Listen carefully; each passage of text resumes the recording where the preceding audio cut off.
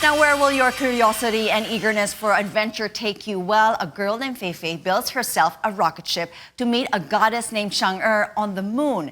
New Netflix animated film Over the Moon is set to take us on a ride of a lifetime as it hits the streaming service on Friday. Now, I talked to the Academy Award-winning director Glen Keane about how it all came about and how's it like making an animated film amid the pandemic.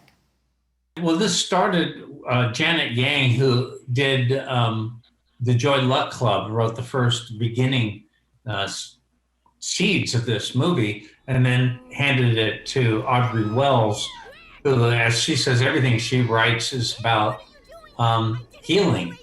And at a certain point, she really wrote this for a way for her daughter to deal with her daughter's loss of herself, as she knew that she would not live to the end of this film. And so she wrote this incredibly beautiful, beautiful story that the symbols of it are so important because it's dealing with subject matter that can be so heavy, but it's more of a visual poem that you have images that represent something that kids can understand, and connecting to Fei-fei was so important, that you have a character that they can live in the skin of, that she is going to be their vehicle through this process. Well, I think that one of the things that's so important is that we are entertainers.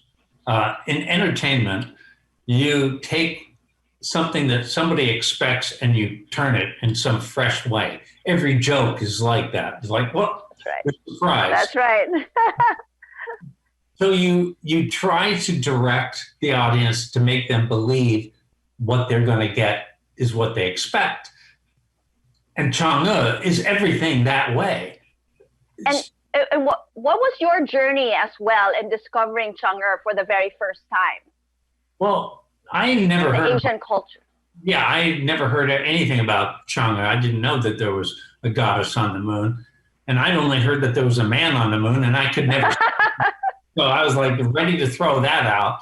But when I heard about this goddess Chang'e on the dark side of the moon, and that the Chinese saw a rabbit, jade rabbit, on the moon, I was like, I can see the rabbit.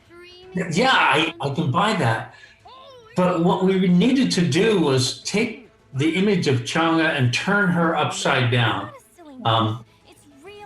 Present her in a way that Fei-fei could see, with the audience could see, this is where Fei-fei's heading. It's a very self-centered world that closes in when you allow loss to trap you like that. Mm-hmm.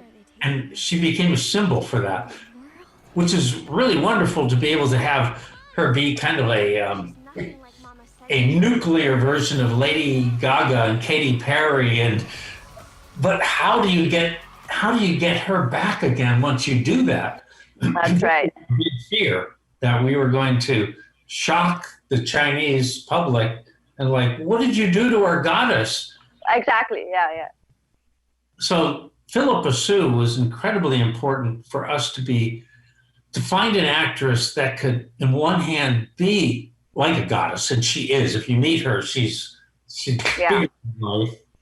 Did you have any difficulty in filming this movie? I know it took like how many years to make this come to pass, plus you had the pandemic. How difficult was that for you?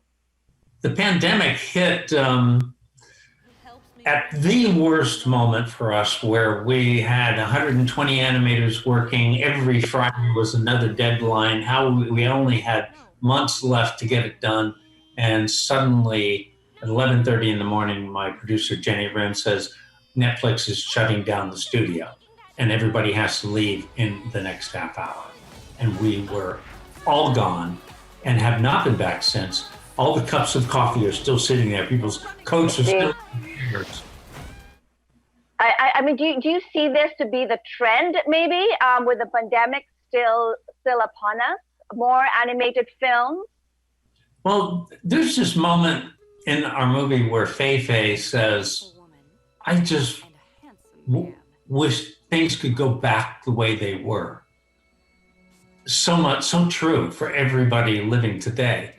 But you don't go backwards. You always go forward. And it's going through the changes and the pain and the loss and the turmoil. That's how we grow.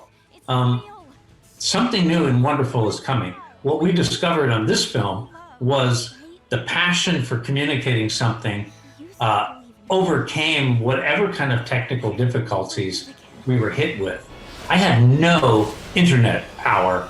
I moved up to the mountains and it was like people would freeze on the screen for like half a minute, and I was guessing what they were saying. And this was me directing the movie. You know, I had to hear what wow.